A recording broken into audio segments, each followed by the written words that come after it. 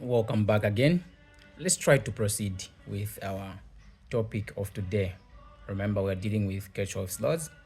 We need to know how to deal with calculations using Kirchhoff's laws. Of course, we have to assign the charges on resistors. How do you assign charges on each and every resistor? Well, that's a very simple problem to deal with. If current is passing through the positive terminal, this is the positive terminal, meaning that I have to put an arrow pointing in this direction.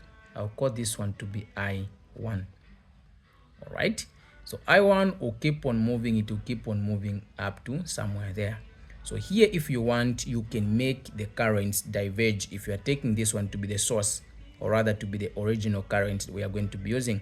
So meaning that the moment you reach at this given position, all what you have to understand is the other current can move in this direction, or if not, you can make even this current move in that given direction as well, based on whatever you want.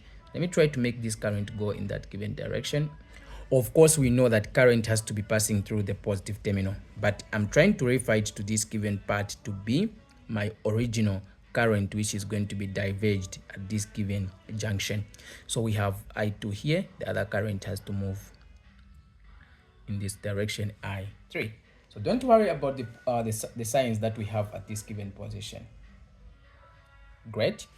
Let's try to know how to assign the charges now based on these resistors that we have. Okay, so assigning the charges, we are going to be using the currents that we've just assigned. We have I1 here, we have I2 there, we have I3 at this given position. Here, I'm just trying to make sure that we are using this. This current is the one which is diverging at this given position. One is going in that direction, the other one is going downward. Forget about this signs that these two voltage sources are having. Let's try to focus on this one to be our reference, of course. Okay, so what you notice is we need to know that we are dealing with engineering now. So sometimes they can even put a ground here. They will do something like this. Don't get confused, which means the ground here, the voltage is 0. So what are we going to do now for us to assign the charges on these resistors? Well, it's something which is very simple. Assigning the charges, we are going to use these currents, of course. So remember, if current is moving in this given direction, remember, wherever the current is moving to, it has to be a positive part. So if current is moving in this given direction, it is moving towards the positive side. So it's more like I'm doing this. Then I have a positive part. I think you people, you know how a stamp is working. Whatever words you have on the stamp are the ones that will stick on whatever thing you have. So if here we're having a positive terminal in front, which means if you keep on moving, you make a turn. The first part we are going to reach at this given position, that same current is going to leave a positive terminal here as well. Why? Because in its front part is having a positive already. So the part where it will be leaving, it has to leave a negative terminal.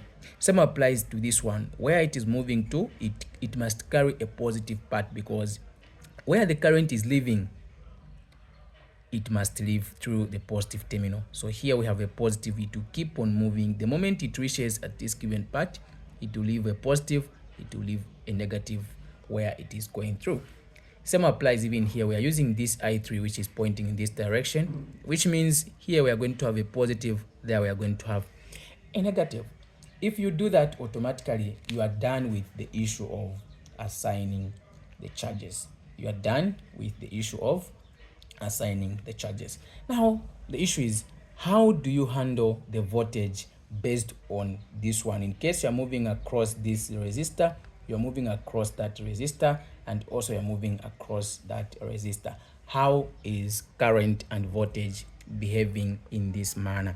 Let's try to dive in the next video, where we are going to experience how current and voltages are behaving on a certain resistor and also on a certain voltage source. Bye bye. Let's try to look at the second tutorial video.